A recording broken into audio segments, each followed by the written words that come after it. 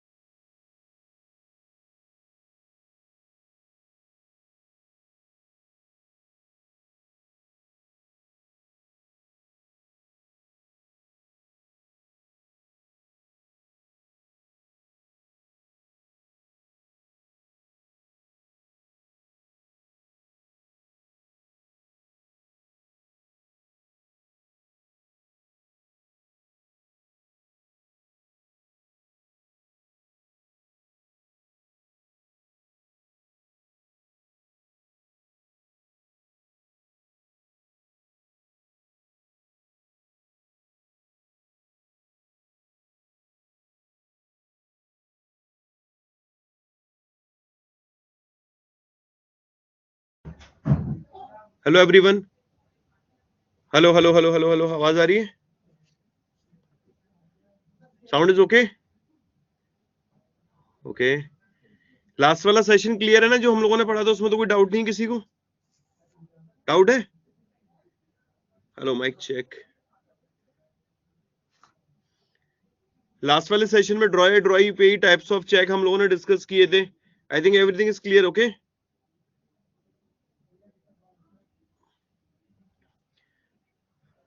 Okay.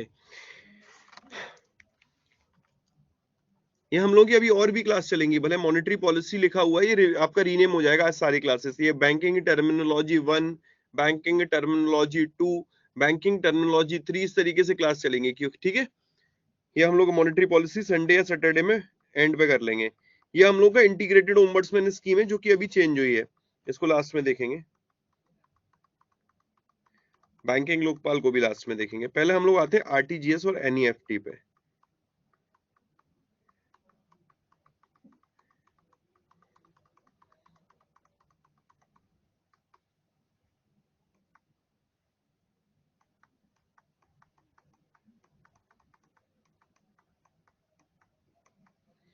जैसे पढ़िएगा,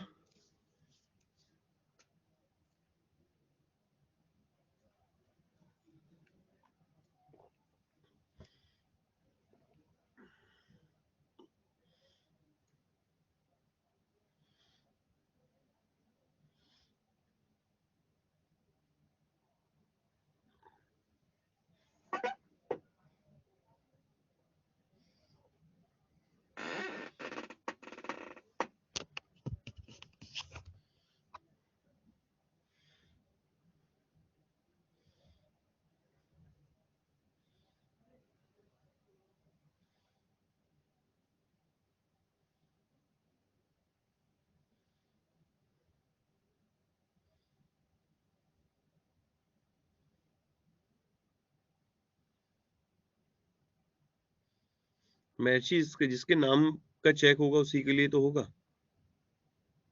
बाकी जिसको फिर इंडोर्स कर दिया होगा उसके नाम का होगा।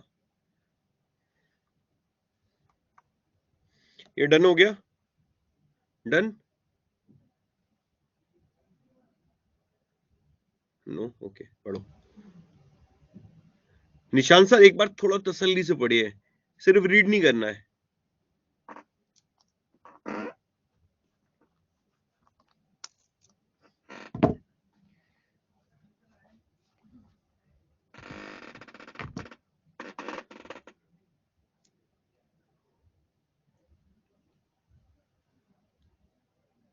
हो गया डन? अब तो जयदीप भाई डन डन ओके।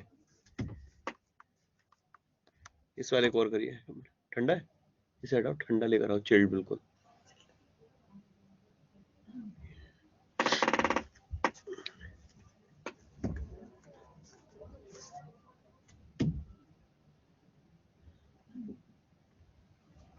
ऋषभ पढ़ लिया ये वाला?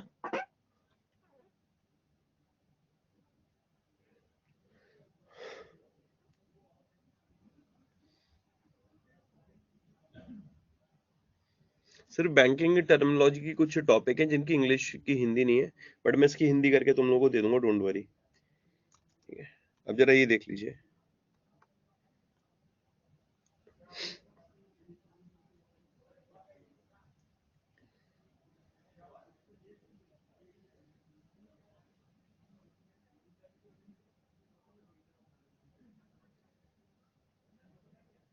डन, सूफिया डन, पारुल चलो बहुत बढ़िया। अब जरा देखना तसल्ली से इसको। हम लोग आरटीजीएस पढ़ रहे थे। आरटीजीएस किसके लिए होता है? ये या एक अकाउंट से दूसरे अकाउंट में अगर हम लोगों को फंड ट्रांसफर करना है उसके लिए हम लोग आरटीजीएस का इस्तेमाल करते हैं। यही हम लोगों ने पढ़ा था।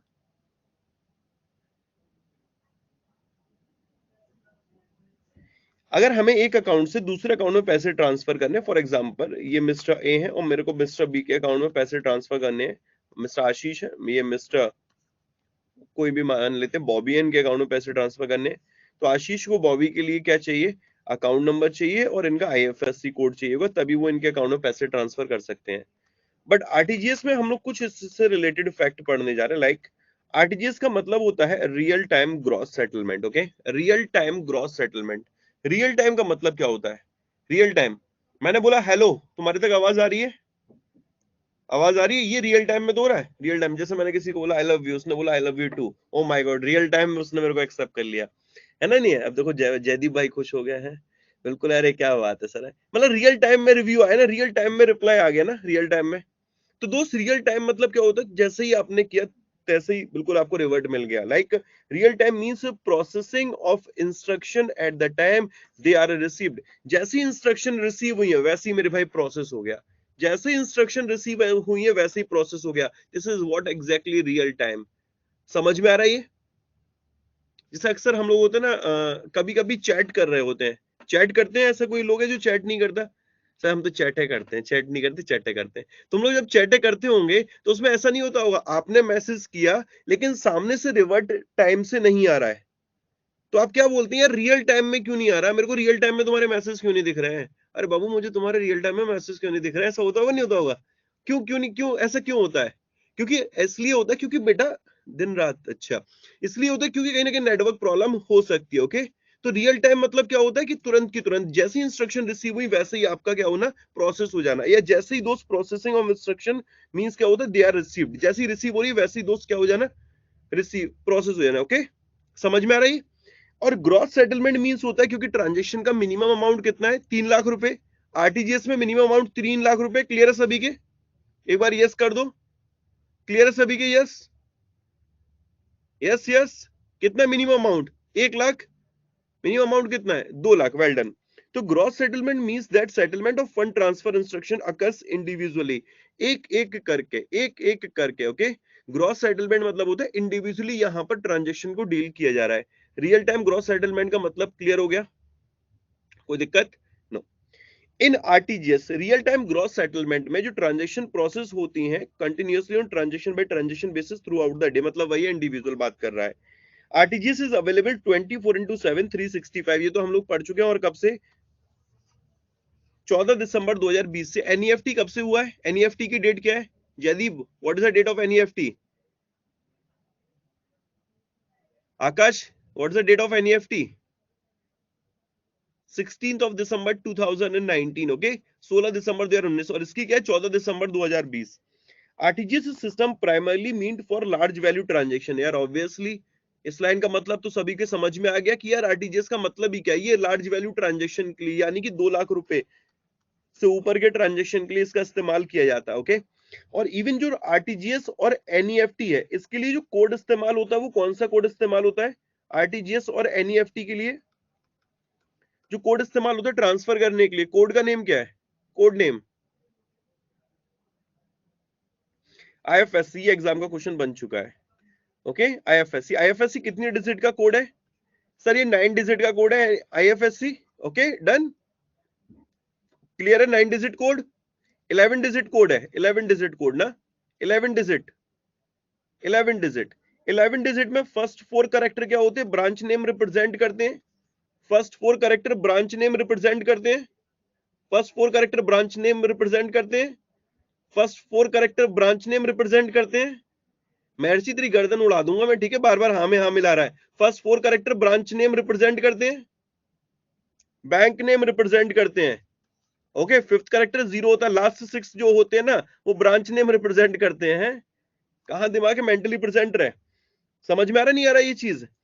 And minimum amount to be remitted through RTGS is 2 lakh with no upper and maximum limit. अब देखो मेरे को एक मैसेज आया कि sir you are teaching wrong. मैंने कहा हो सकता है शायद मैंने गलती से कुछ गलत पढ़ा दिया हो।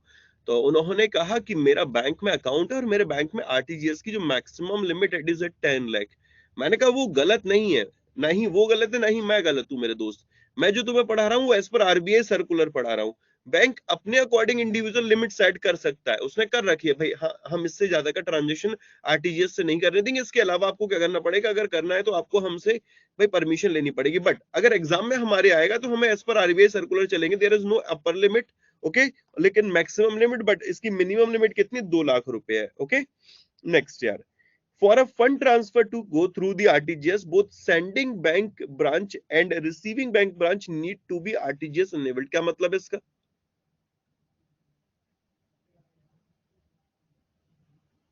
इसका मतलब क्या है?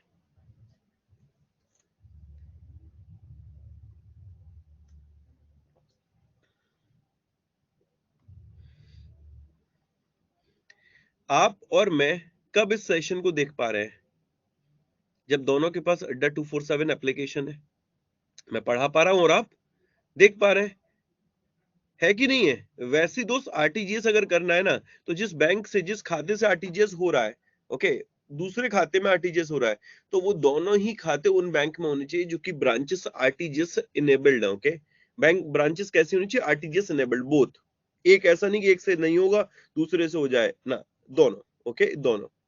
नेक्स्ट, अब जरा देखिएगा, समझना ये वाली लाइन को। ड्यूरिंग प्रोसेसिंग आरटीजीएस से ट्रांजेक्शन, आरटीजीएस से ट्रांजेक्शन प्रोसेस हो रहा है, credit will be given to customer account solely based on the account number provided in RTGS remittance instruction message। बड़ी बढ़िया लाइन दी है यहाँ पर कि जब भी या कभी भी आप आरटीजीएस करते हैं तो अकाउंट नंबर वहां पर बिल्कुल सही डालिए, गड़बड़ ना करिए। क्यों? क्योंकि जो यहाँ पर ट्रांजेक्शन होते हैं customer account solely based on the account number. Okay, जो भी अकाउंट नंबर प्रोवाइड किया है तो उसके आधार पर आरटीजीएस से ट्रांजेक्शन किया जाता है। in case any delay in returning the failed payment, for example टक टक टक आपने एक ट्रांजेक्शन किया, बट वो ट्रांजेक्शन क्या हो गया? प्रोसेस। ओके, सारे का प्रोसेस हो गया, फेल हो गया? सारे का प्रोसेस हो गया, फेल हो गया?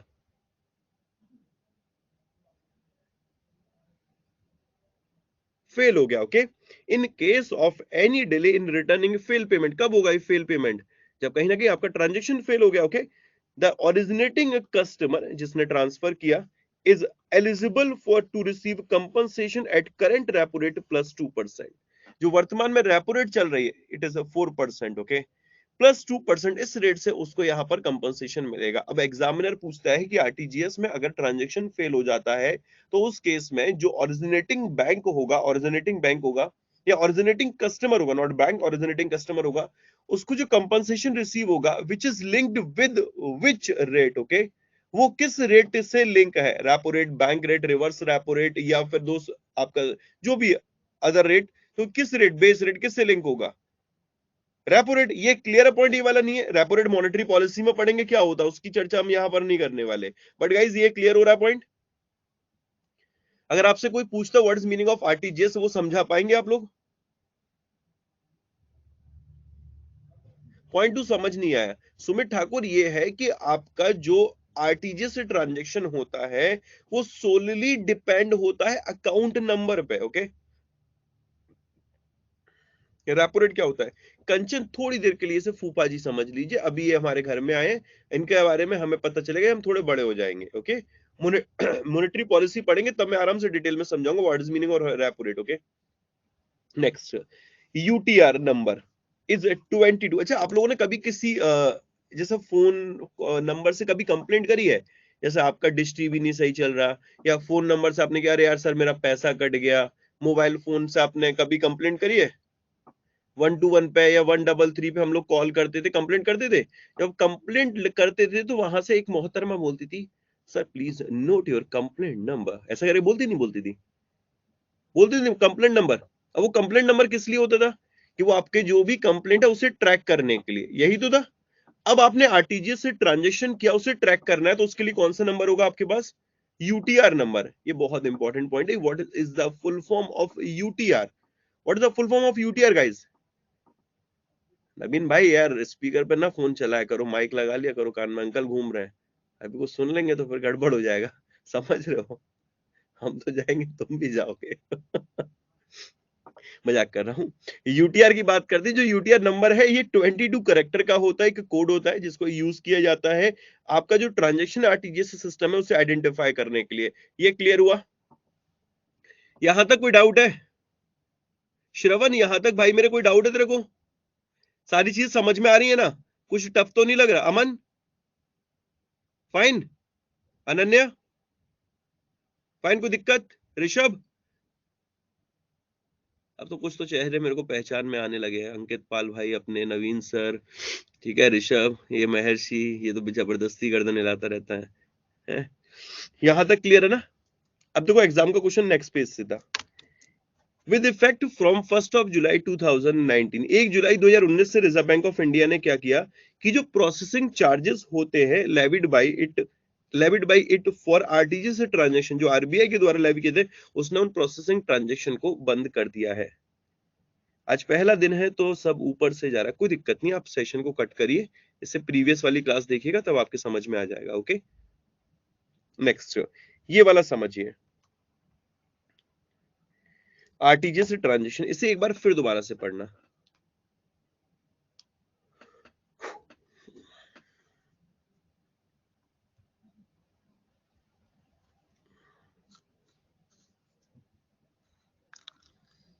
डेटा खत्म भाई, शायद जियो वियो में 20-22 रुपए का रिचार्ज हो जाता है, उससे डेटा मिल जाता है, कर ले, रिचार्ज कर ले, पढ़ ले।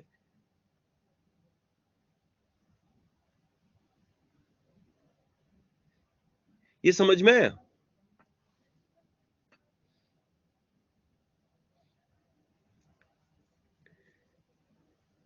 ये मतलब इसका यही एग्जाम में क्वेश्चन आई थी, इसकी फुल फॉर्म पूछी गई थी। किसी ने एग्जाम दिया था लास्ट से लास्ट वाला? एसटीपी की फुल फॉर्म पूछी गई थी, स्ट्रेट थ्रू प्रोसेसिंग। ओके, रट लेना, STP full form is straight through processing. है क्या कि जैसे जो यूजुअल बैंकिंग वर्किंग आवर्स होते हैं, जो भी बैंकिंग आवर्स होते हैं, नॉर्मल जो बैंकिंग आवर्स होते हैं, अब नॉर्मल बैंकिंग आवर्स के बाद बैंक तो क्लोज, फिर उसके बाद यार फिर आरटीजीएस कैसे काम करेगा?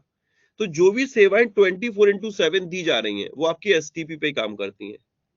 यूजुअल जो वर्किंग आवर्स होते हैं उसके बाद जो ये आपका आरटीजीएस होता है, किस मोड पे स्विच कर जाता है, किस मोड से काम करने लगता है? STP, straight through processing. ये एक मोड होती है जो आपके आपके ट्रांजेक्शन को ऑनलाइन प्रोसेस करने का काम करती है किसी भी वक्त। ओके, ये समझ में आ गया? ऑटोमेटेड है ये, स्ट्रेट थ्रू प्रोसेसिंग।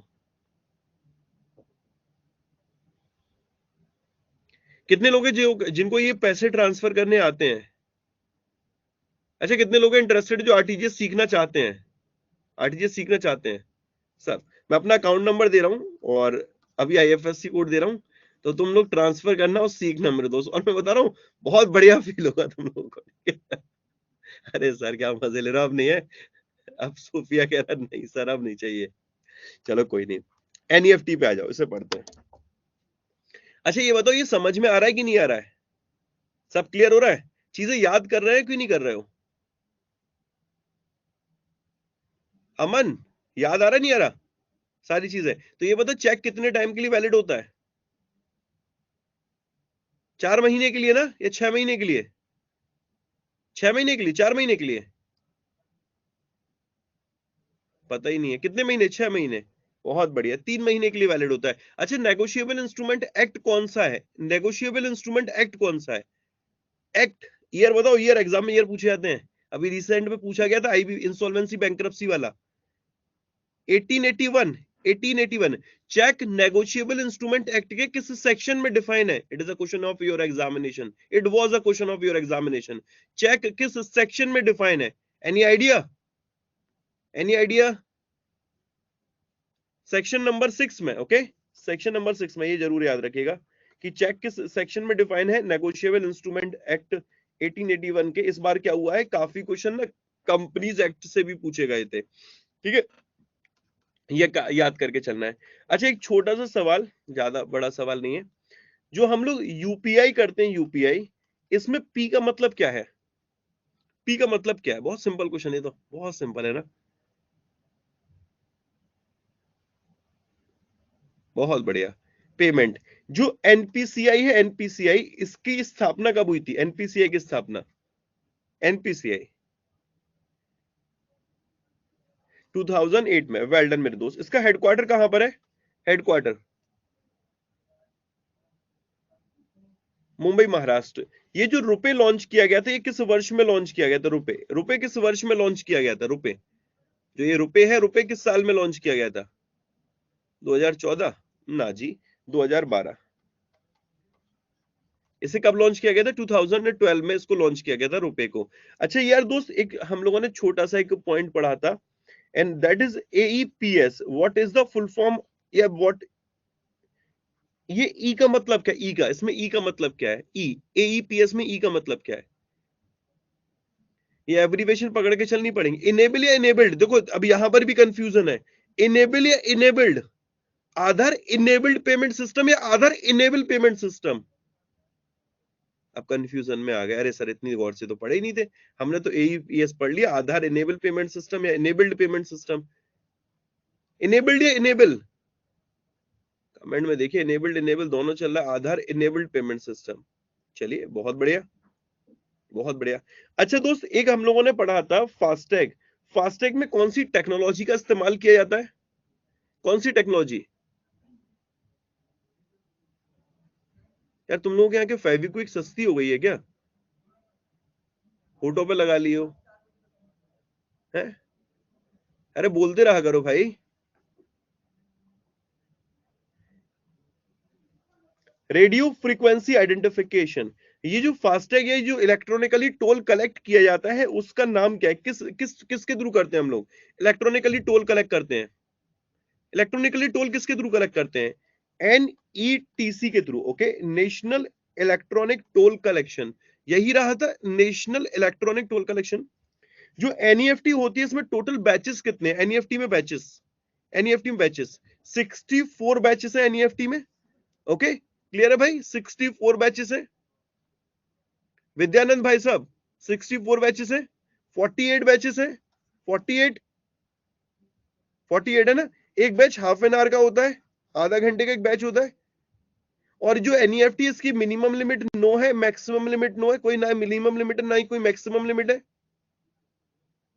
ठीक है, डन, क्लियर है? चलो एनईएफटी पढ़ो अब। NEFT, NEFT.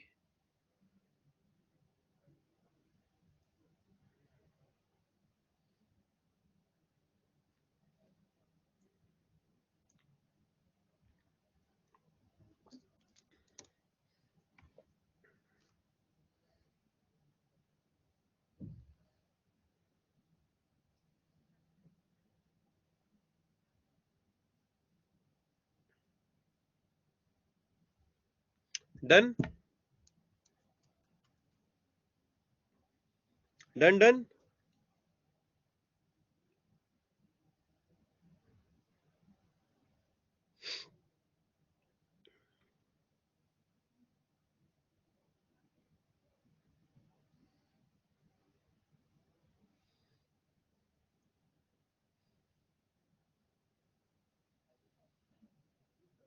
Choubey ji clear?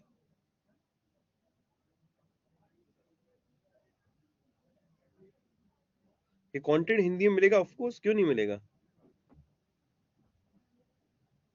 केवल 4 लोगों के कैमरा ऑन है? नहीं यार, यहाँ तो सभी लोगों का, सुमित का है, अमन का है, श्रवण का है, सोफिया का है, अनन्या का है। आपको 4 का दिख रहा होगा।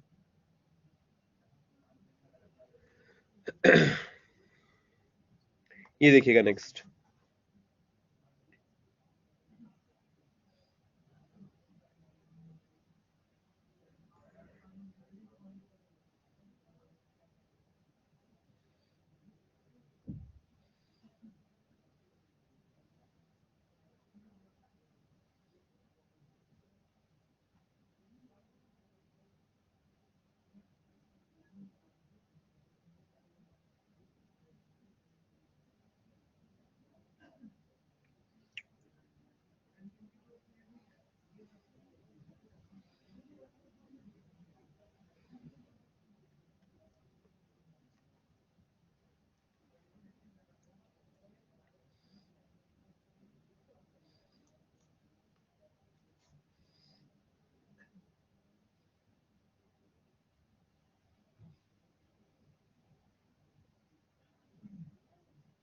आरबीआई के लिए तैयारी करनी है सर जी, कर लो भाई।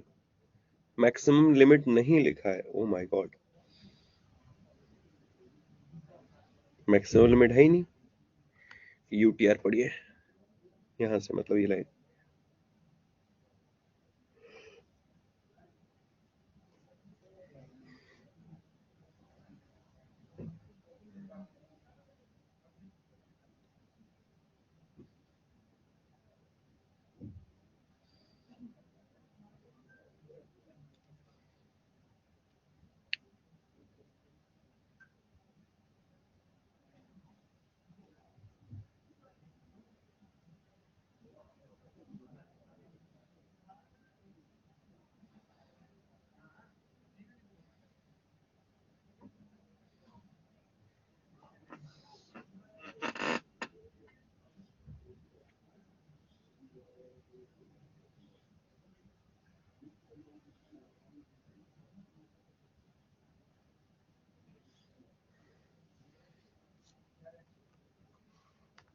Liquidity adjustment facility,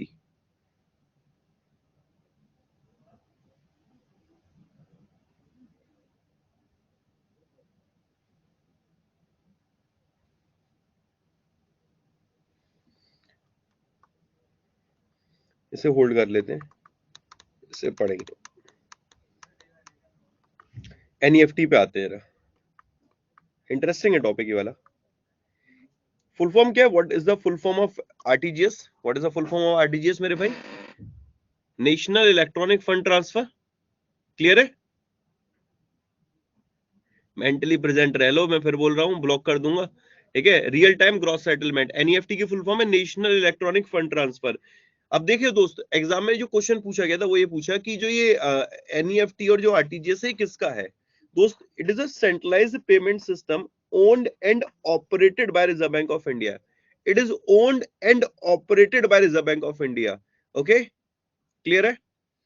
there is no limit impose by RBI for fund transfer through NEFT system. ना ही कोई मिनिमम लिमिट, ना ही कोई मैक्सिमम लिमिट यहां पर इम्पोज की गई है फंड ट्रांसफर करने के लिए। ओके, पर्सन जिसके पास बैंक अकाउंट नहीं है can remit fund through NEFT to beneficiary having a bank account with another NEFT member bank. क्या शानदार बात बोली है। I don't have any bank account, even दोस्त I don't have any bank account, मेरे पास कोई बैंक अकाउंट नहीं है और मुझे किसी के अकाउंट में पैसे ट्रांसफर करने हैं, तो क्या मैं एनईएफटी से पैसे ट्रांसफर कर सकता हूं कि नहीं? यस कि नो? यस, सामने लिखा है ना, person having no bank account, एक व्यक्ति उसके पास बैंक अकाउंट नहीं है, क्या वो एनईएफटी से बेनिफिशियरी के बैंक अकाउंट में पैसे ट्रांसफर कर सकता है? कर सकता है कि नहीं?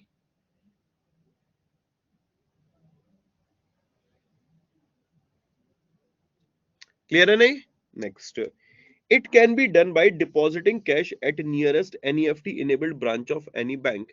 मेरा मन किया, आई डोंट हैव बैंक अकाउंट, मैं वॉक इन कस्टमर हूं, मैं बैंक ब्रांच में पहुंचा अपनी नियरेस्ट बैंक ब्रांच में।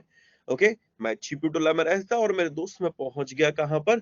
मैं एसबीआई की ब्रांच में पहुंच गया, मेन ब्रांच में छिपीटोला। ओके, तो it can be done by depositing cash eight nearest NEFT enabled branch of any bank by furnishing additional details such as complete address, telephone number. अब मैं यूं पहुंचा, मैंने कहा अरे सर सुनिए ना, मुझको ना कुछ पैसे ट्रांसफर करने हैं। उन्होंने कहा हाँ गौतम जी बिल्कुल हो जाएगा।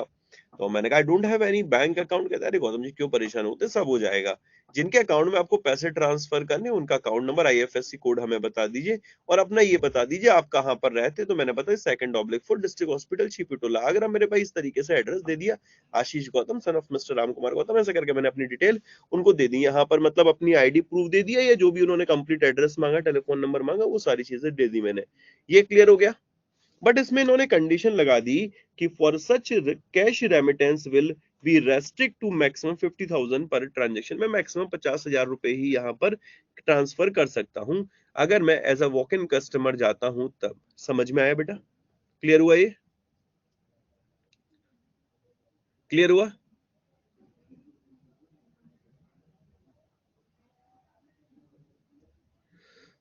कोई दिक्कत? ये सुविधा आरटीजीएस में अवेलेबल थी।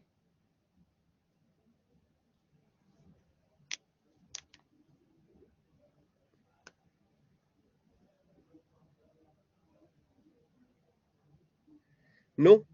थर्ड पॉइंट ये है कि अगर मेरा बैंक में अकाउंट नहीं है और मेरे को किसी के अकाउंट में पैसे ट्रांसफर करने हैं, तो क्या मैं कर सकता हूँ? सो हाँ भाई कर सकता हूँ। ओके, पर्सन जिसका अकाउंट नहीं है वो एनईएफटी के माध्यम से भी पैसे ट्रांसफर कर सकता है किसी के बैंक अकाउंट में। ओके, उसको अपनी डिटेल्स यहाँ पर बतानी पड़ेंगी।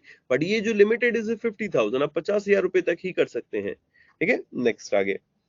Outbound remittance through NEFT are permitted only to Nepal. अब आउटबाउंड रेमिटेंस मतलब ये है कि अगर भारत से किसी दूसरे देश में क्या पैसे हम लोग ट्रांसफर कर सकते हैं? तो आंसर बनता है ऐसी कोई सुविधा ही नहीं है कि जैसे आरटीजीएस और एनईएफटी से हम लोग विदेश में पैसे ट्रांसफर कर लें। लेकिन एक एक्सेप्शन यहाँ पर अपवाद दिया है कि हाँ, आप एक देश जिसका नाम है नेपाल, वहां पर एनईएफटी के माध्यम से पैसे ट्रांसफर कर सकते हैं।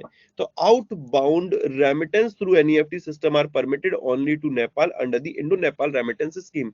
इस स्कीम को हम लोग डिटेल में पढ़ेंगे क्योंकि ये अपडेटेड है। इंडो नेपाल जो रेमिटेंस स्कीम है उसके तहत हम लोग पैसे ट्रांसफर कर सकते हैं, इंडो नेपाल रेमिटेंस स्कीम के तहत। कोई दिक्कत? कोई दिक्कत? यहां तक क्लियर है? नेक्स्ट, इस स्कीम के तहत जो रेमिटर होगा जिसको पैसे ट्रांसफर करना है, can transfer fund from any of NEFT enabled branch in India to Nepal irrespective of whether the beneficiary in Nepal maintain an account with a bank branch in Nepal or not। क्या शानदार point बोला, जरा देखना। हम अभी तक India की बात कर रहे थे कि अगर एक अकाउंट से दूसरे अकाउंट में पैसे ट्रांसफर करने, फॉर एग्जांपल अंकित सर है या जयदीप सर है, इनको मेरे अकाउंट में पैसे ट्रांसफर करने या मेरे को इनके अकाउंट में पैसे ट्रांसफर करने हैं, तो सिंपल सी भाई आईएफएससी कोड चाहिए या मेरे को अकाउंट नंबर चाहिए। लेकिन यार सोचिए, अब एक नेपाली भाई अपना कोई आ गया, ओके, कोई भी नेपाली भाई आ गया, मान लेते मेरे दोस्त बहादुर आ गया, ठीक है, बहादुर आ गया। अब बहादुर यहाँ पर काम कर रहा है, जी साहब जी, जी साहब जी, जी साहब जी। अब बहादुर को क्या करना है कि दोस्त अकाउंट में पैसे ट्रांसफर करने हैं वहां पर नेपाल में। अब नेपाल में क्या उस व्यक्ति जिसके पैसे ट्रांसफर करने हैं उसका अकाउंट होना जरूरी है? सुनो, बहादुर को नेपाल में पैसे ट्रांसफर करने हैं, क्या उस व्यक्ति का अकाउंट होना जरूरी है?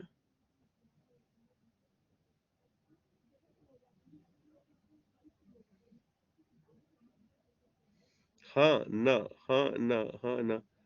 अच्छा, हाँ वाले कितने? ना वाले कितने? ना, ना वाले, ना, ना वाले। क्या विक्रांत तू न्यूट्रल है क्या? बिल्कुल बोलेगा नहीं? महर्षि हाँ ना?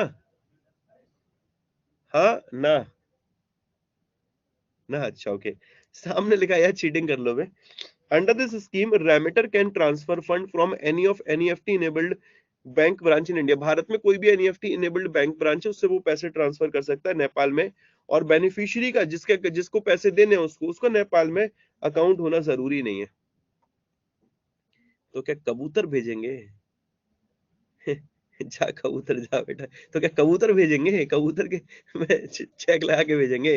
अब बताओ फिर कैसे फंड ट्रांसफर होगा? कैसे होगा? प्रैक्टिकली सोचो यार, प्रैक्टिकली दिमाग लगाओ यार, दिमाग। मेरे को ऑडिट पढ़ाते थे एक सर, आगरा में चार्टेड है, प्रशांत सर। तो वो जब पढ़ाते तो वो कहते थे try to use your brain. मैं तो तुम्हें बता ही दूंगा, मैं तो तुम्हें बता ही दूंगा और मेरे बताने के बाद तुम्हारे समझ में आ भी जाएगा, बट अपना इस जो ये अनयूज दिमाग है ना, इसका तो इस्तेमाल करिए, इसका इस्तेमाल ही नहीं करते। Then how money can be transferred, वही तो मैं कह रहा हूं विक्की भाई, कैसे पैसा ट्रांसफर होगा? इंडिया से अकाउंट है, दूसरे में अकाउंट नहीं है, फिर कैसे ट्रांसफर होगा? उसके लिए वहां पर एक बैंक है, डेडिकेटेड बैंक है, वो पैसा रिसीव करेगा अपने यहाँ पर अकाउंट में, और बंदा वहां जाएगा, वो अपनी डिटेल्स दे देगा और उसे मिल जाएगा। समझ में आया? वहां पर एक बैंक है, एसबीआई का ही है, ओके, एक ब्रांच, और वहां पर उसमें अकाउंट होंगे, जो मतलब वो अपने पास पैसे ले लेगा और वो पैसे दे देगा, वहां से जाके पैसे रिसीव कर लेंगे। इसको आगे पढ़ेंगे, ठीक है? जो ये beneficiary would receive fund in Nepalese rupee, अब भारत से इंडियन रुपीज में गया, वहां पर किस रुपए में मिलेगा? नेपाली रुपए में। सिर्फ नेपाल में ही, हाँ जी, सिर्फ नेपाल में ही। NEFT system is available round the clock 24/7। कब से ये अवेलेबल हुआ है? 16th of December 2019 से। NEFT presently operate in batches, half yearly interval through out the day. ये तो पढ़ चुके, हाफ ईयर का, हाफ आवर का बैच होता है, 48 टोटल बैचेस होते हैं। नेपाली का नेपाल में अकाउंट होना जरूरी है। आह, क्या बात है, नेपाली का नेपाल में अकाउंट होना जरूरी है। मेरे भाई, नेपाली का नेपाल में अकाउंट होना जरूरी है ना जरूरी है, ये मैटर नहीं करता। आदित्य, ये मैटर करता है कि जिसके अकाउंट में पैसे ट्रांसफर कर रहे हैं, ठीक है, या जिसको पैसे देने हैं, उसका अकाउंट होना जरूरी नहीं है। अब वो जो जिसको दे रहे हैं, वो वही भाई वहां पर, अब वो नेपाली है कि कोई भी है, भूटानी है, जापानी है, उससे मैटर नहीं कर रहा। समझ में आ रहा है? मैटर ये कर रहा है कि हाँ, Indo Nepal remittance scheme matter ये कर रहा है, इंडो नेपाल रेमिटेंस स्कीम के थ्रू पैसा अगर ट्रांसफर किया जा रहा है, तो एनईएफटी इनेबल्ड ब्रांच से जाकर इंडिया से आप पैसे ट्रांसफर कर सकते हैं नेपाल में। जिसके पैसे देने, उसका अकाउंट कोई जरूरी नहीं है। क्लियर है? ये इंटरव्यू के क्वेश्चन है, इंटरव्यूअर घुमा देता है भाई, ठीक है? क्लियर? नेक्स्ट। अब देखो यहां पर जो यूटीआर नंबर है, ये कितने कैरेक्टर का है? 16 कैरेक्टर का। वहां पर कितने नंबर का था? 20 कैरेक्टर का। वहां पर 20 कैरेक्टर का था आरटीजीएस में। क्यों भाई? नवीन भाई, 20 character. Maharshi, 20 character. Sir sir, hello sir, how are you? कौन सा सर?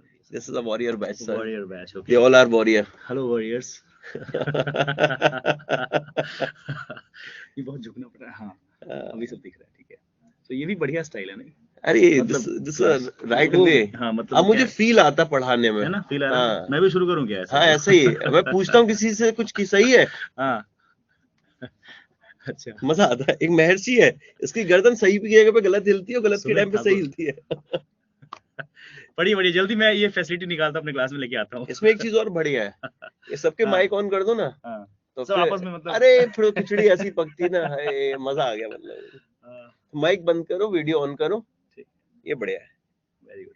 नहीं, अब तो अगली बार से हम सोच रहे थे बोर्ड पे लाया जाए। नहीं, वो चल रहा है ना, हाँ, बोर्ड वाला वही प्लानिंग, ठीक है। एक ना, एक मिनट, एक मिनट, 2 से 1 मिनट बस।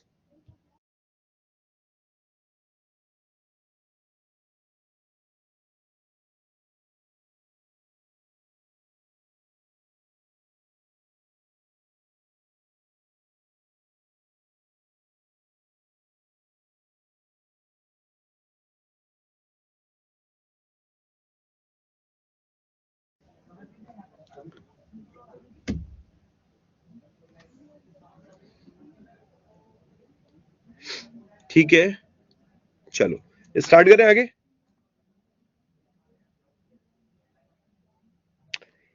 If it is not possible to afford credit to account of beneficiary for any reason, destination bank are required to return the transaction within 2 hours of completion of batch in which the transaction was processed. Blah blah blah blah blah. क्या मतलब है इसका? अगर account में beneficiary के में जिसके में ट्रांसफर किए अगर नहीं हुआ, if it is not possible to afford credit to account of beneficiary for any reason, कोई भी रीजन हो, नेटवर्क फेलर या whatever, okay, destination bank are required to return the transaction। जो destination बैंक होगा वो ट्रांजेक्शन रिटर्न करेगा, ठीक है? तो किसको? ऑरिजिनेटिंग ब्रांच को। ये लाइन समझ में आ रही है? आ रही है? सच बताना। Within 2 hours of completion of batch in which transaction was processed।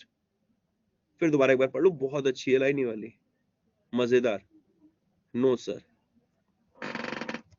अब जरा देखो, ये बैंक है, यहां पर अकाउंट है, ये बैंक है और यहां पर ये अकाउंट है, ये बेनिफिशियरी का अकाउंट है, ये ओरिजिनेटिंग बैंक हो गया जिसने ट्रांजेक्शन को ओरिजिनेट किया था, ठीक है। अब जरा इस लाइन को आप पढ़ते हैं। If it is not possible to afford credit to account of beneficiary, beneficiary के अकाउंट में पैसे नहीं गए, okay, for any reason, bank में पैसे आ गए बट बेनिफिशियरी के अकाउंट में पैसे नहीं गए। ये एक प्रोसेस होती है, बैंक में पैसा आया बट बेनिफिशियरी के अकाउंट में नहीं गया for any reason, destination bank are required to return the transaction. जो ये डेस्टिनेशन बैंक होगा ये क्या करेगा, ये ट्रांजेक्शन को रिटर्न कर देगा, ये ट्रांजेक्शन को रिटर्न कर देगा। Destination bank are required to return the transaction, किसको दोस्त, इस ओरिजिनेटिंग बैंक को जहां से ये ट्रांजेक्शन ओरिजिनेट हुआ था, ठीक है। ओरिजिनेटिंग बैंक को, किसको, ओरिजिनेटिंग बैंक को, with in 2 hours completion of batch in which transaction was processed. समझ में आ गया, क्लियर हो गया, समझ में आ गया, क्लियर हो गया। 2 घंटे का टाइम दिया गया। If NEFT transaction is not credited, अगर एनईएफटी ट्रांजेक्शन क्रेडिटेड नहीं हो तो कोई एग्जांपल दो ना सर। जयदीप तू और मैं ही रख लेते हैं ना आपस में, हम दोनों से बढ़िया कौन है, ठीक है। ये देख जयदीप भाई, ये आशीष गौतम है और ये जयदीप भाई आप है, ओके। आशीष गौतम ने यहां से ट्रांजेक्शन किया बट आपके अकाउंट में पैसे नहीं पहुंचे, ओके। अब होगा क्या कि आपका जो बैंक होगा इस ट्रांजेक्शन को रिटर्न करेगा मेरे बैंक को। भाई जो ट्रांजेक्शन है वो आप, अब दोस्त, अब मैं और बैंक आपस में एक दूसरे से इंटरलिंक होते हैं ना, कनेक्टेड होते हैं ना, ठीक है। अब आजकल तो, अब तो सारी चीजें कनेक्टेड है। तो आपके अकाउंट में पैसा नहीं आया, ये मुझको कौन, मेरे बैंक को कौन बताएगा, आपका बैंक बताएगा ना। तो आपके बैंक क्या करेगा, ट्रांजेक्शन को रिटर्न करेगा। योर बैंक इज व्हाट दोस्त, your bank is destination bank, okay, and my bank is originating bank. ये किसको देगा, destination bank are required to return the transaction to the originating branch, मतलब मेरे यहां पर मैसेज आएगा और मुझे ये पैसा मिल जाएगा। क्लियर हो गया।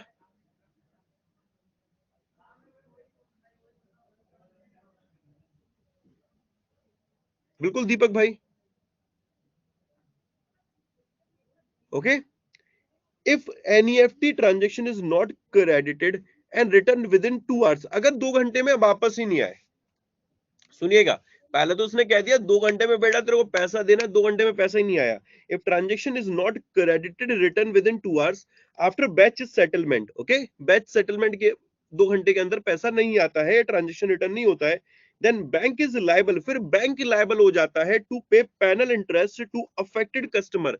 और जो अफेक्टेड कस्टमर है, जो अफेक्टेड कस्टमर है, उस अफेक्टेड कस्टमर को ये पैनल इंटरेस्ट, मतलब कि इंटरेस्ट के तौर पर, पेनल्टी के तौर पर इंटरेस्ट पे करेगा at a current rate of repo rate plus 2% for a period of delay till the date of credit and refund। समझ में आ गया। यहां पर भी आपको पैसा दिया जाएगा अगर आपका पैसा दोस्त ट्रांजैक्शन प्रोसेस नहीं हो रहा है, और दोनों ही आपके रेपो रेट से लिंक है। ब्रजेश बेटा समझ में आ रहा है, ये पॉइंट क्लियर हो रहा है, इजी है, एनईएफटी में पढ़ा था पारुल, क्लियर है ये। दीपक, सुमित, विक्रांत, जयदीप भाई क्लियर है अब।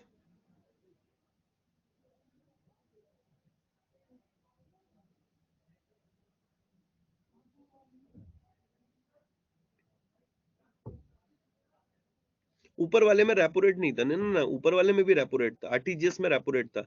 एलएफ दोस्त निशांत से छोड़ दे अभी। लिक्विडिटी एडजस्टमेंट फैसिलिटी होता है which is a combination of repo rate, reverse repo rate, हम लोग मॉनेटरी पॉलिसी वाले टॉपिक में पढ़ने जा रहे हैं इसे। NEFT transaction after usual banking hours of bank are expected to be automated, automated हो जाती है, ऑटोमेटिकली होती है, ठीक है, using the straight through processing, okay. STP क्या है, जैसे आप लोगों ने अभी देखा होगा कि कौन सी वो गाड़ी आने वाली है जिसमें क्या होगा कि विदाउट, मतलब ड्राइविंग भी ना करो, अपने आप गाड़ी चलती रहेगी।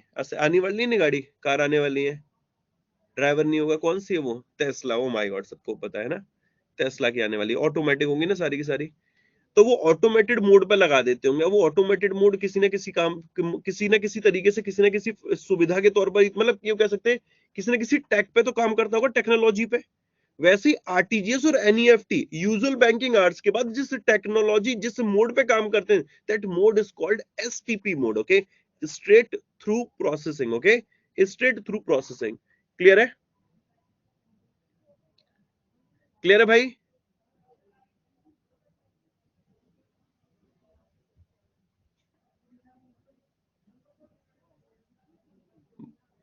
ओके ब्रिजेश,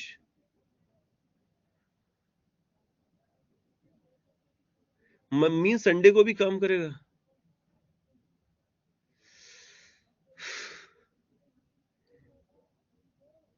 बट टोपी, ये बता मेरे को 24/7 का मतलब क्या होता है?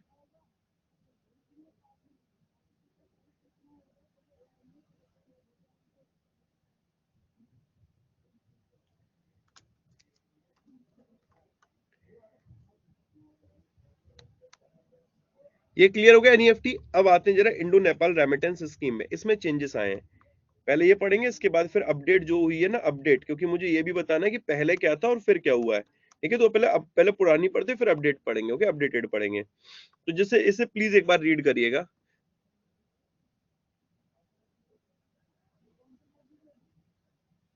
सर को गुस्सा दिला देते हो यार। अरे मुझे गुस्सा नहीं आता भाई, डोंट वरी।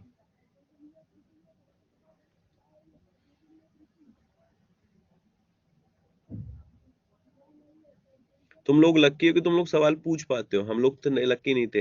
हम लोग सरस्वती विद्या मंदिर से पढ़े हुए हैं, हमें पहले ही बचपन से इतना ठोका जाता है ना कि हम डर के हमारे सवाल ही नहीं पूछ पाते थे। कभी कबूतर बनाते थे, कभी खरगोश बनाते थे, कभी भाई क्या क्या नहीं बनाया बनाया उन्होंने, सब बना डालते थे वो है। मारते बड़े बुरे थे भाई, उनको समझ में ये नहीं आता था कि भाई बंदा पिट रहा है, लग जाएगी उसके। और भाई इतना बुरा तरीके से मारते थे, इतने बुरे तरीके से मारते थे, मतलब क्या बताएं। और भाई मेरे टीचर आते थे मेरे को पढ़ाने के लिए, और उन्होंने मुझे सेंटेंस के अलावा अंग्रेजी में कुछ पढ़ाया नहीं। कंप्यूटर में मैंने पेंट के अलावा कुछ नहीं सीखा, और इंग्लिश में मैंने सेंटेंस के अलावा कुछ नहीं सीखा। बस मुझे यही चलता रहता था। फिर बाद में जब मैं बड़ा हुआ समझ में आया, वाह मेरे भाई क्या चल रहा था। आपके पास वॉरियर बैच नहीं था, ओके। एक बार स्कूल का गेट फलांग रहे थे, जब जब फलांगे तभी पकड़े गए, फिर पिटे भाई। एक बार बैग फेंक रहे थे तो फिर पिटे। मतलब बच्चे कभी नहीं पिटे, बहुत है। एक बार क्लास बंक, मतलब पहली दफा जब जब क्लास बंक मारी, पहली दफा क्लास बंक मारी, पढ़ने के लिए लाइब्रेरी गए थे। टीचर के समझ में नहीं आया कि ये कैसे पढ़ सकते हैं, फिर ठोका उन्हें।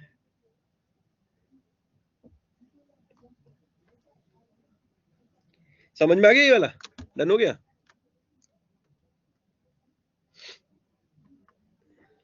इसे पढ़ लो।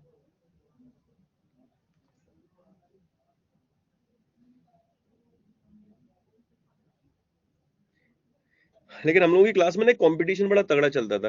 3 स्टूडेंट हुआ करते थे हम, और एक के आउट ऑफ 60 अगर 58 आ रहे थे तो मेरे 56 होते थे, एक के 54 होते थे, ये चलता था। एक के आउट ऑफ 100 अगर 98 आ रहे हैं तो मेरे 96 हैं, उसके 94 होते थे। कितनी भी मेहनत करके मैं 98 नहीं ला पाया, वो 94 वाला 96 नहीं ला पाया, ये चलता ही रहा। बहुत मेहनत करी, कोशिश की, पता नहीं हुआ ही नहीं, 2-2 नंबर का फासला रह गया। और हमारा एक जो दोस्त था ना टॉपर यार, उसके साथ जिंदगी में बड़ा एक घटना घटित हुई। आज बात होती है उससे। उसे एक राइटर क्रैम्प्ट करके बीमारी हो गई। ही वाज वेरी मतलब टैलेंटेड। राइटर क्रैम्प्ट मतलब समझते हो तुम लोग? किस्मत का कुछ नहीं पता होता। राइटर क्रैम्प्ट क्या होता है कि आपका हाथ वगैरह सब सही है, बट आप लिख नहीं सकते। जब आप पेन उठाते हैं लिखने के लिए तो पेन हाथ से छूट जाएगा आपके। एंड ही डिसाइड कि मैं अब लेफ्ट हैंड से काम करना स्टार्ट करूंगा। फिर लेफ्ट हैंड से उसने काम करना स्टार्ट किया, हिम्मत नहीं आ रही है उसने। चार्टेड कर रहा था वो भी उसने छोड़ा। फिर उसके बाद मतलब भाई, वो भी एक इंस्पिरेशन है, बंदा बड़ा मेहनती है। Usually happen with the toppers, होता है यार। चलो इसको देखो, ये डन हुआ तुम्हारा? डन हो गया ये? नेक्स्ट एक और। अब एक सेशन हम लोग करने वाले हैं, अभी सौरभ सर उसी को लेकर आए थे। एक लड़का है विजुअली इम्पायर्ड है, और वो अभी उसका सिलेक्शन हुआ है। विजुअली इम्पायर्ड है, देख नहीं सकता भाई, और उसका सिलेक्शन हुआ, तो उसी के बारे में एक सेशन होगा, उसको डिस्कस करेंगे, ठीक है, यूट्यूब पे। ये पढ़ लिया, ये वाला पढ़ो जल्दी से। Now limit is 2 lakh. अभी रुक जाओ, अनूप रुक जाओ, इससे पहले पढ़ लो मेरे भाई। ये तो चेंज हो गया, मुझे पुराना पढ़ाना तभी तो नया समझ में आएगा। देखो ये रहा।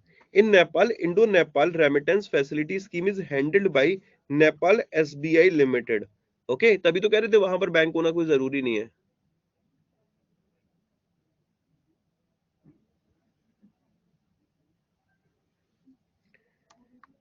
ठीक है, अब जरा समझिए, ये जो इंडो नेपाल रेमिटेंस फैसिलिटी ये है क्या? Cross border remittance facility. Remittance मतलब होता है ट्रांसफर, ठीक है। क्रॉस बॉर्डर मतलब होता है एक कंट्री से दूसरे कंट्री में ट्रांसफर। तो इंडो नेपाल रेमिटेंस फैसिलिटी एक देश से दूसरे देश में पैसे ट्रांसफर करने की एक सुविधा है। To transfer fund from India to Nepal, India to Nepal, India से नेपाल है सिर्फ, ओके।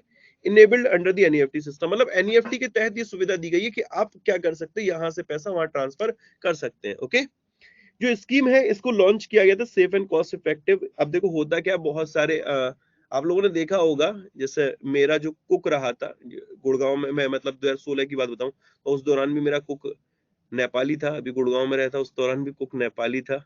तो जो ये नेपाल के जो अपने भाई बंधु होते हैं ना, खाना बड़ा बढ़िया शानदार बनाते हैं। तो ये जो माइग्रेंट होते हैं ना, माइग्रेंट वहां से यहाँ काम की तलाश में आते हैं। अब यहाँ से वो अपने परिवार को तो पैसे ट्रांसफर करते होंगे, कैसे ट्रांसफर करेंगे? तो इंडो नेपाल रेमिटेंस फैसिलिटी के थ्रू पैसे ट्रांसफर करते थे। तो scheme was launch to provide safe and cost effective avenue to migrant Nepali worker in India to remit money back to their family in Nepal. समझ में आया ये?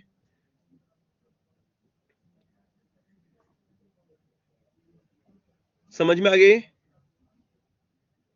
नेपाल से इंडिया ना, हाँ जी हाँ जी हाँ जी, स्वास्थ्य का, okay. A remitter can transfer fund up to Indian rupee 50,000। अब इसकी लिमिट को बढ़ाकर कर दिया है 2 लाख रुपए। पहले क्या हुआ करता था कि 50,000 रुपए तक रेमिटर ट्रांसफर कर सकता था,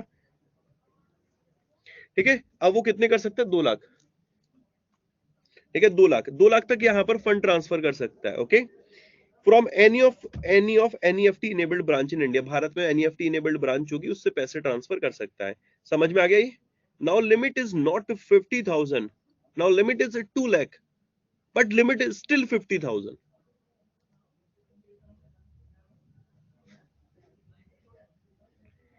यहां 3 चीजें हैं, लिमिट 50,000 भी है और 2 लाख भी है, ठीक है।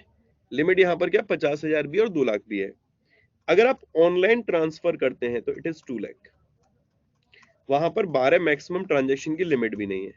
लेकिन आप वॉक इन कस्टमर है, वॉक इन कस्टमर जिसका अकाउंट नहीं है, ओके।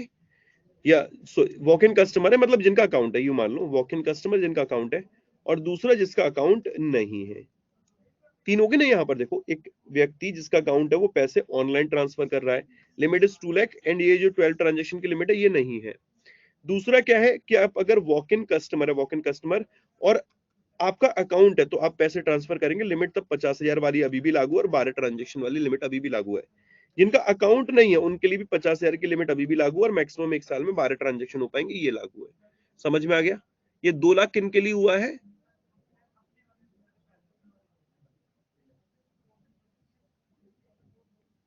सुमित, इसका मतलब यह है कि माइग्रेंट जो लेबर होते हैं, माइग्रेंट मतलब जो उधर से काम की तलाश में इधर आए, अब वो अपने परिवार को तो ट्रांसफर करेंगे। सुमित, फॉर एग्जांपल तू यूएसए चला गया, ठीक है। अब तू यूएसए जब चला गया तो अपने परिवार को ट्रांसफर नहीं करेगा पैसे, काम की तलाश में गया तू, यू आर माइग्रेंट, ओके। ये तीनों के लिए, ऑनलाइन वालों के लिए 2 लाख है, ऑनलाइन हैविंग अकाउंट, यस, जिनका अकाउंट है उनके लिए 2 लाख है अगर वो ऑनलाइन कर रहे हैं। जिनका अकाउंट है लेकिन वो वॉक इन कर रहे हैं, बैंक जाके कर रहे हैं, तब लिमिट 50,000 अभी भी लागू है। जिनका अकाउंट नहीं है वो 50,000 तक ही कर सकते हैं, ठीक है। जो बेनिफिशियरी होगा उसको नेपाली रुपी में पैसा मिलेगा। अब देखो जरा इनमें कुछ पढ़ते हैं। It is necessary for remitter to maintain account with a bank branch in India. सुनो, no this is not mandatory requirement, but यहाँ पर जो लिमिट है वो 50,000 की है। Under the scheme even a walk in customer can transfer fund up to 50,000 by depositing cash at a remitting bank branch. समझ में आ गया ये? समझ में आ गया ये वाला पॉइंट? इजी अब तो। जयदीप क्लियर है ये? दीपक भाई क्लियर है ये पॉइंट? रोशनी मैम क्लियर है ये वाला पॉइंट आपके? ये समझ में ना, मतलब आपका अगर अकाउंट नहीं है ना बैंक ब्रांच में तो आप फिर भी पैसे ट्रांसफर कर सकते हैं, okay. Are there any restriction on number of transaction remittances? तो ऑनलाइन के केस में तो ये लिमिट हट गई है, बट हाँ ऑफलाइन के केस में क्या है कि यहाँ पर जो लिमिट है वो 12 यहाँ पर लिखी हुई है एक साल में, ठीक है, 12। आप 12 ट्रांजेक्शन कर सकते हैं सुमित, 12 बार ही पैसे ट्रांसफर कर सकते हैं।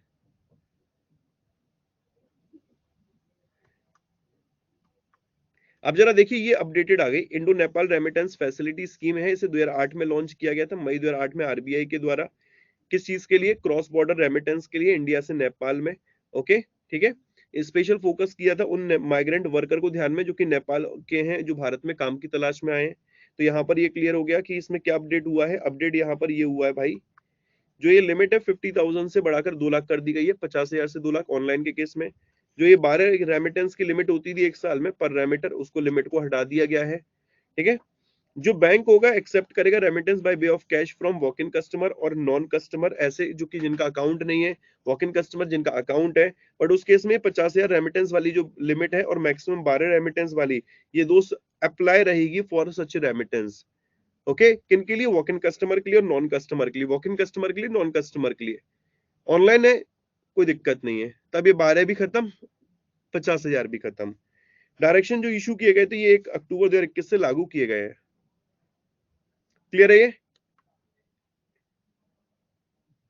Nepal SBI bank limited.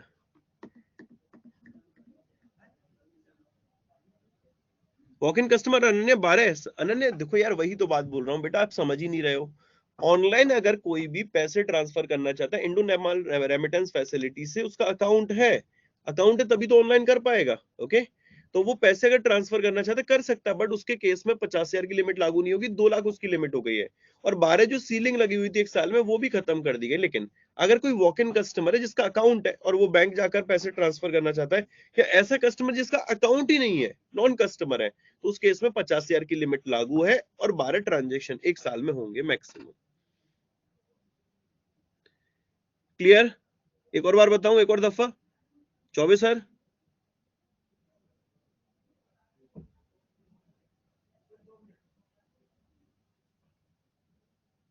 Sumit Thakur, okay, नमस्कार गुरुजी, शुक्रिया भैया जी।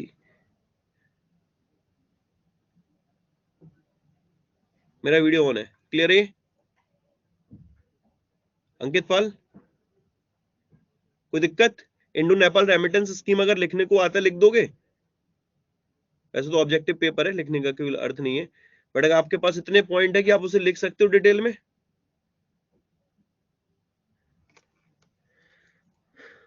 कब से न्यू स्कीम लागू हुआ है?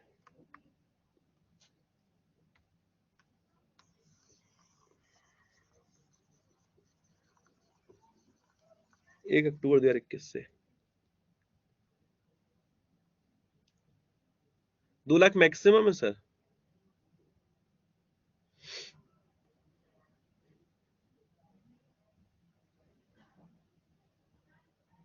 हरियाणा पुलिस में आया था ये क्वेश्चन। ओके,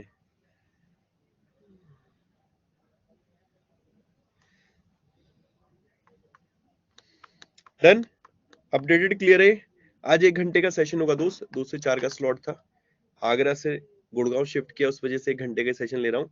इसकी भरपाई मुझे करनी है। मैं आप लोगों के सेशन 2 क्लासेस में पीछे चल रहा हूँ, 2 क्लासेस में भरपाई कर दूंगा। अभी इसकी एक और क्लास होने वाली है, उस क्लास में हम लोग पढ़ेंगे ombudsman, integrated ombudsman scheme. Okay, उसी क्लास में हम लोग पढ़ने जा रहे हैं जो ये हमारे जो एनपीसीआई के और प्रोडक्ट है उनको। लेकिन मेरी आपसे गुजारिश रहेगी, सुबह 7 बजे का करंट अफेयर सेशन मिस मत करना। कितने लोग हैं जो सुबह 7 बजे करंट अफेयर सेशन रेगुलर नहीं है? रेगुलर नहीं है? जयदीप, निशान सर, आप भी रेगुलर नहीं है? सर रिकॉर्डेड देख लिया करिए। हाँ, रिकॉर्डेड देख लो। जब घर के आप काम कर रहे हो, मैम आपसे काम करवा रही हूँ, तब देख लिया करिए सेशन, कोई दिक्कत नहीं है।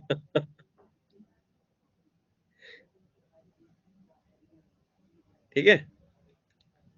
अबे खुश रहा करो यार, चेहरे पे मुस्कुराहट तो लाओ, ऐसे ऐसे मुरझाए हुए चेहरे बना के बैठे रहते हो।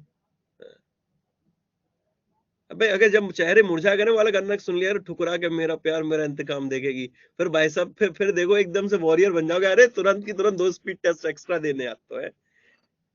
समझ रहे हो मेरे भाई? यार खुश रहा करो यार, चेहरे से मुस्कुराए, मुस्कुरा के यार मुस्कुराए करो यार। देखो अनुपम सर ने कैमरा ऑन कर लिया मुस्कुराहट दिखाने के लिए। क्यों अनुपम सर है? विनेश बहुत बढ़िया, अजय, मीना, क्या बात है। यार बड़ा बढ़िया लग रहा है लिटरली। ये अगर मेरे को पहले से पता होता तो 8 वॉरियर सीरीज निकल के चली गई, उसमें सबके ही ओपन कर डालते कैमरे। चलो कोई नहीं, अब इसी तरीके से पढ़ेंगे इसको। पढ़ना, ये टॉपिक बहुत इंटरेस्टिंग है, हो सकता है 2 क्लास और लगे इसमें, क्लास 1, क्लास 2, क्लास 3, क्लास 4, क्योंकि इससे बहुत क्वेश्चन आते हैं और काफी रिपीट होते हैं। ओके, ई रूपी भी हमें पढ़ना है। ई रूपी के अलावा अभी हम लोगों को ये भी पढ़ना है कि आप लोग और मैं आरबीआई में कैसे अकाउंट ओपन करेंगे। क्या आपको पता है ये वाली चीज? ये एक नई फैसिलिटी आई है, आरबीआई रिटेल करके है ये, और इसमें हम अब अकाउंट ओपन कर सकते हैं अपना आरबीआई में। ओके, कैसे करेंगे वो भी मैं आपको बताऊंगा, ठीक है, सारी चीजें। Bye bye, tata, Radhe Radhe.